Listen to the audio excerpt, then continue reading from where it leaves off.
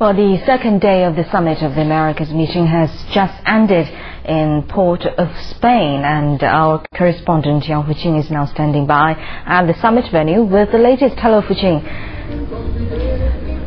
So, what can you tell us about the meeting and what issues have been discussed so far?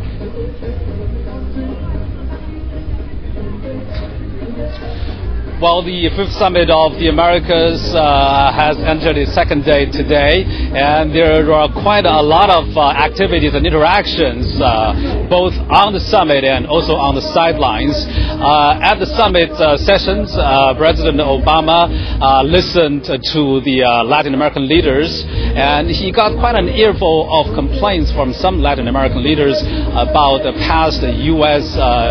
interference in the region, and they also pushed the U.S. to go further to lift the embargo on Cuba. Well, they also spent time for bilateral meetings. Well, one of the substance of those meetings is that President Obama promised to set up a growth fund to deal with the economic recession in this part of the world, as well as an initiative to create a partnership to develop alternative energy and fight global warming. Although the economy is one of the top priorities, it was the interaction between President Obama and some Latin American leaders that caught the most media attention, especially his interaction with Chavez.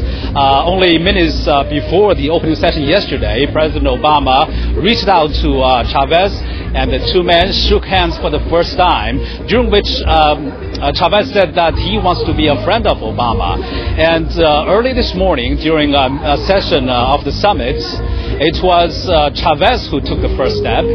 He walked to President Obama and gave him a book, which chronicles the past U.S. and European economic and political intervention in the region.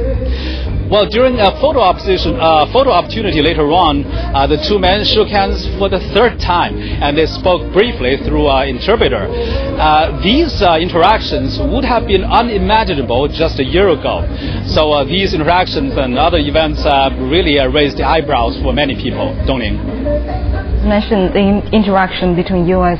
President Obama and Venezuelan President Chavez, as what you said, that raised eyebrows of all the people, including the media, and their first, second, and third handshake with each other. So how do you see their interaction affecting relations between the two countries?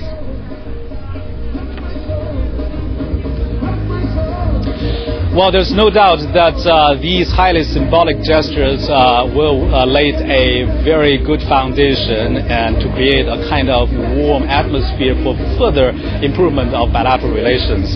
But as the economic advisor of the White House, Larry Summers, put it, that relationships depend on more than just smiles and handshakes.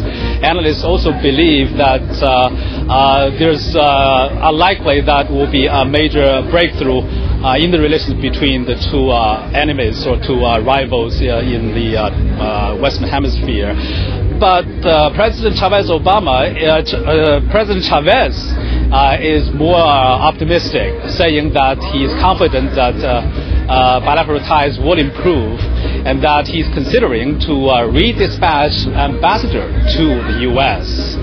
As we can see that these interactions certainly will have a major impact on the relations between Venezuela and the United States. And these interactions also fits into the big picture of the U.S. willingness to create a new kind of relationship with its Latin American neighbors. Dongning. All right, thank you very much. And that was Yang Fuqing, our CCTV correspondent, reporting from the Americas in Trinidad and Tobago.